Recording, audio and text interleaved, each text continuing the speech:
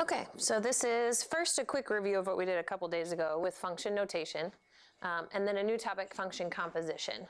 So what we talked about a couple days ago was the difference between a prompt that looks like this, where it says f of -7, versus a prompt where it says f of x equals -4. So remember, in function notation, the x is normally there, right? So in this first one, notice that the x is gone and is replaced with the -7. So that means that x, I'm telling you that x is -7. And you need to find an ordered pair where x is -7 on the graph. Or you could use the equation, which we will in a bit.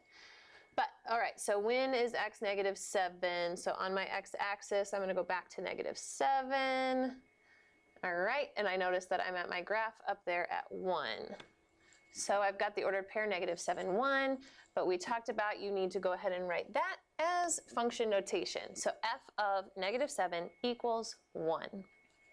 Okay, so that's if the x is gone and replaced with a number. In the second one, notice the x is still there. So I must not be giving you x, which means I must be giving you, I must be giving you y. So I must be telling you that y is -4. So now you're looking for an ordered pair where the y part of the ordered pair is -4. So I'm going to grab my point, go over to, let's see, -4 is down here. So -4, I'm happening right there. That ordered pair is 3, -4. And then you just need to write that final thing in function notation. So f of 3 equals -4. So function notation is pretty easy as long as you have the graph to look at. Unless, so this next one, I've replaced x, so I must be telling you that x is 15. And you're looking for an ordered pair then that is 15 something. But our graph doesn't go all the way out to 15 on our x-axis, so we can't use our graph. We know that it will be down somewhere because the graph is falling, so over at 15 we should be down. But we can't see from the graph, so we're gonna have to use the equation. So if you've noticed, I've taken the equation, and instead of x, I already told you that x was 15, so 15 has gone in place of x. Then we just do basic order of operations, work inside your parentheses, 15 minus 1 is 14. Next in order of operations is multiplication, so -1/2 of 14 is -7. Finally, you can do -7 minus 3, which is -10. So when we plugged in x is 15, we finally got out that y is -10. So we have an ordered pair, 15, -10. But you know I want that in function notation. So that would be f of 15 equals -10. And that looks about right. Over at 15, we should be down around -10 if you look at our graph. Okay. Then I've asked you one more. Notice x is still there, so that must mean I've told you that the y is 6. So you're looking now for an ordered pair then where the y part is 6 and you're looking for the x. But if you go up to 6 on our graph, here's 6 on our graph, I know I'm going to connect somewhere back there, but I don't know where it's at because it's off the graph. So we have to use the equation. So this time, instead of putting 6 in for x, like we did in the last one, y is 6. So you need to put it in for y in the equation. So I stuck it out in the front for y. And then we do our basic solving skills. The -3 has to go by adding it over, so that'll give us a 9. Then the -1/2 has to go either by dividing by -1/2 or multiplying by -2. That'll take you to -18. Notice my parentheses are gone. I don't need them anymore. And then last step would be to add the 1 over. So we've got -17 for x. So when y was 6, x is -17. So that's the ordered pair, -17, 6. But you know I wanted in function notation. So f of -17 equals 6. Okay, that's just a review of yesterday, knowing whether or not I gave you x or y and finding the other thing. But today, I want to take you a little bit further. Instead of just asking you to find, let me cross this out. Instead of asking you just to find f of 15, today I'm going to ask you to find f of h of x, which looks really crazy hard, but it's really not that bad. So you knew when it was f of 15, that meant that x was 15, and I wanted you to put in 15 for x. So we did, this is the work from before, 15 in for x. Then we did, this is all from the last slide, we got negative 10 out. And then we rewrote that as f of 15 equals negative 10.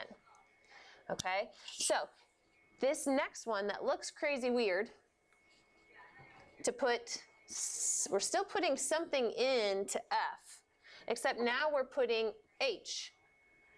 And h is 4x minus 9, so we're putting all of h, 4x minus 9, we're putting that into x, instead of, on this last one, we put 15 in for x.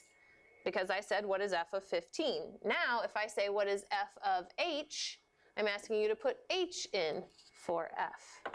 So let me show you what that kind of looks like. So put 4x minus 9 in for x. So here's our function. We're going to take 4x minus 9 and put it in for x, because I wanted you to put all of h into f. So there it is, where you put 4x minus 9 into x. And now we just need to simplify. Those parentheses, or the blue parentheses, don't really serve a purpose, so I'm going to take them off. Then we've got some like terms to combine. So 4x minus 10. And then we could simplify even further by distributing. We're just going to make this look as nice as possible. Negative a half of 4 is negative 2. Negative a half of 10 is positive 5. And a few more like terms. 5 minus 3 is 2. And that's about as simple as we can get. Those are not like terms. So when you plug h of x, oops, not f of x, h of x, remember that was 4x minus 9? We put that inside of f. And what we got out was this. So the way we write our answer is that f of h of x is negative 2x plus 2. Do you notice that when we plug in a number, we get out a number? When we plug in a whole function, we get out like a whole new function. That will always happen. Okay? Let's do one more since that's a little weird. Same two functions, except now I want to put f inside of h. So I want to take all of this and put it inside of h.